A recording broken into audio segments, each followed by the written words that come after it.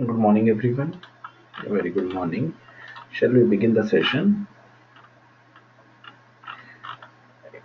Today's yeah. Today's topic is the token expressions and the control structures. Okay, great. Now the first topic is the token that will be introduced, that will be used as a superset of the C++ that will be introduced over here, and therefore more concepts of C are more legal in the C++ with their meaning unchanged. However, there are some exceptions in the addition that will be used, and in this chapter we will discuss these exceptions and the additions with respect to the controls and the tokens and the structures. Now, as we know, the smallest individual units of a program are known as the tokens. C++ has the following token, that is a keyword, identifiers, constraint, string, operators. As C++ program is also written using these tokens, white spaces, and the syntax of the program. And most of the C++ tokens are basically similar to the C tokens with exceptions of some additions and some minor modifications. Now the tokens are the smallest individual units in a program that are known as, and C++ has the following tokens, that is a keywords, constraint, identifier, string, and the operators. And the C++ program is also written using these tokens, white spaces, and the syntax of languages. And most of the C++ tokens are basically similar to the C tokens with the exceptions of some additions and the minor modifications. Some additions, some modification will be carried out, will be required for the C tokens.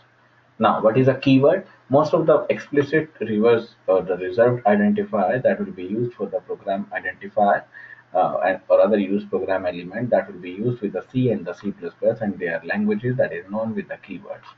Then identifier that refers to the name of the variables, functions, array, classes that is created by the programmer. So whatever the classes, whatever the functions, whatever the array, whatever the material, they are created by the programmer, that is identifier. That refers to the names of the variables, functions, array, classes that is created by the programmer, and they are the fundamental requirement of any language. And each language is created out, each language has its own rules for the naming these identifiers, naming these variables, and these rules are given over here. Only alphabetic characters, digits, and underscores are permitted. The name cannot start with a digit.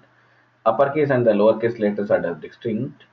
A declared keyword cannot be used as a variable name. So this is the double, this is the auto, break, enum, register, type, def, union, sign. So these are the major differences that will be given as the limit of the name. And these also recognizes the first 32 characters in a name. And this ANSI C++ places no limit on its length, and also therefore all the characters in a name are significant. So whatever the name that is given, whatever the value that is given, that may be changed, that may be not be used, that relevant names are not given over here. That been shared by more than one file that contain the C++ program. So C++ supports several kinds of the literal constants. They include integer, characters, floating point numbers, and the strings. And the literal constraint do not have any memory locations. There is a decimal 123, 12.34 is a floating point, and 037 is an octal, 0x2 is a hexadecimal, and C++ is a string, A is a character constraint.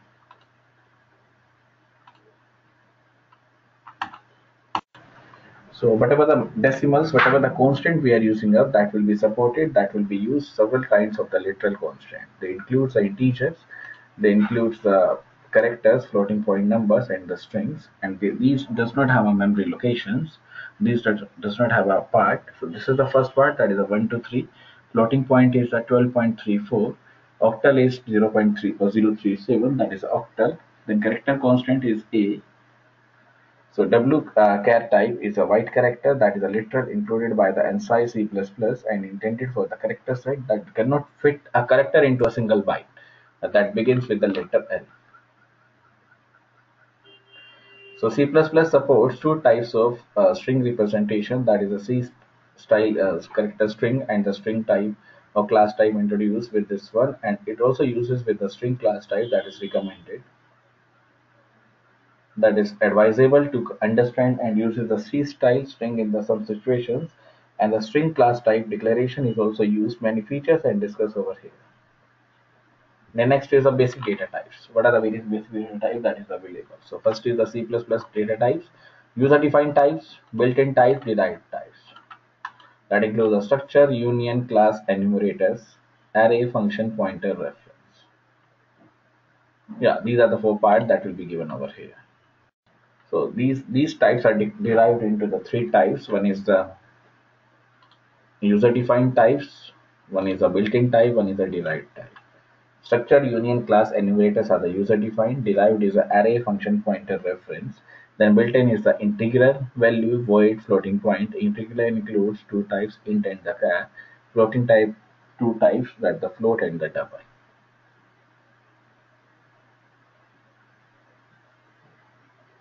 Yeah, these are the three types that must be included.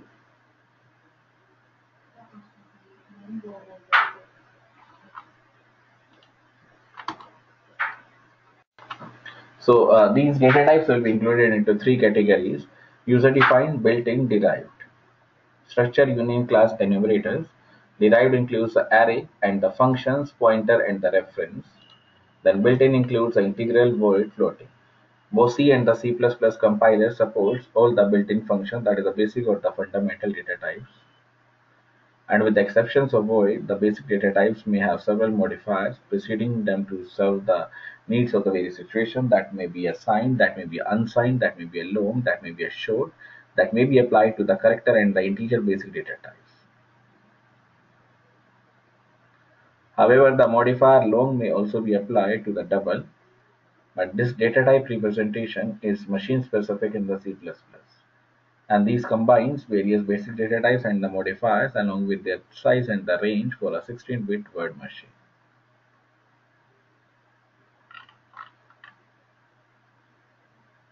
So one is a char, that is the unsigned char, signed char, int, unsigned int, signed int, short int, unsigned short int. So there are two more basic data types that is available is the bool and the wchar bool. So they are also introduced in NSI. And two normal uses of the void are also specified: the return type that will be used with the function when it is not returning any value, and to indicate an empty argument list to a function.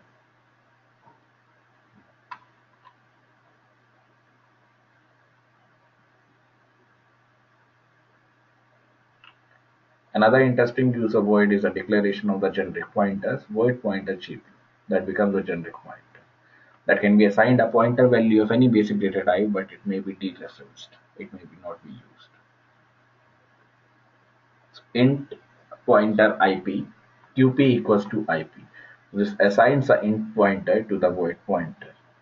The valid statement that must be included, that must be given, that is illegal, and it is not possible to make the sense of the dereference pointer to a void value.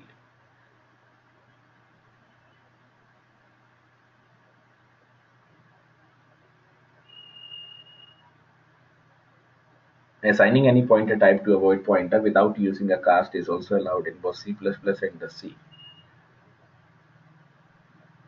And we can also assign a void pointer to a non-void pointer without using a cast to the non-void pointer type. This is not allowed in C++. This is not used in C++. For example, void pointer ptr1, char pointer ptr2. So ptr2 equals to ptr1. One pointer type will be combined or will be assigned to the next pointer type. So ptr1 will be assigned to the ptr2. These void pointer cannot directly be assigned to the other type pointer in C++. We need a cast operator as shown below. So ptr equals to char pointer ptr1. Yeah, these two variables are also used as a pointer variable, as a data types variables. Next is the user-defined data types. First is the classes and the structures, then enumerated data types. So we have used user-defined data types such as the struct and the union in C. And while these data types are legal in C++, some of these features are also best suitable for the object-oriented features that defines another user-defined also, that is known as the class. So there are two parts, one is the structure and the class. Structure and the union are available in the C, But in C++, it is a user defined, that is a class. And the class variables are known as objects, which are the central focus of the object-oriented programming. Now, next part is that is given is the enumerator that will be given. So, enumerator is also type that will be available for attaching the names to a number, thereby increasing the comprehensibility of the code. And this keyword also automatically enumerates a list of keywords by assigning them 0, 1, 2, and so on. This facility provides an alternative means for creating symbolic constraint. That is very similar to the struct statement. Now this is the enum shape: circle, square, triangle. Circle has a given as a value 0, square has a 1, triangle has a 2.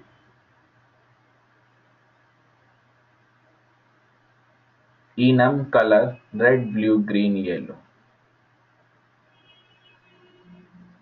Then enum position: off or on. Off has a value 0 and the on has a value 1. These enumerated data types are slightly used in C++ when compared with those in ANSI. ANSI C. So enum is given as a shape that is a circle, square, and a triangle, and the enum color that has a red, blue, green, yellow. Position: off and down. Circle has given as a value 0, square has a value 1, and the triangle has a value 2.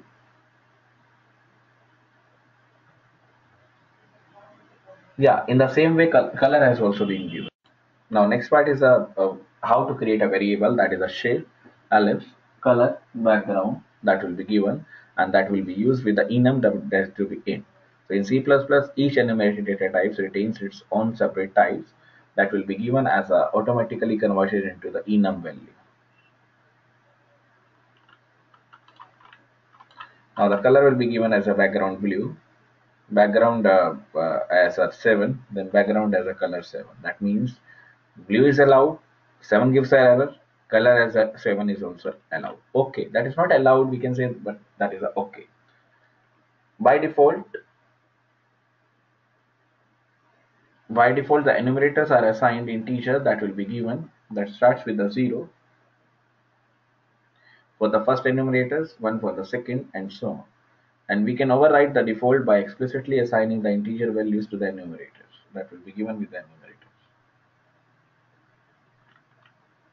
Enum color: red, blue, green. Red is given as a 5, blue, and then green. These are the valid identifiers because by default it is given as a 0.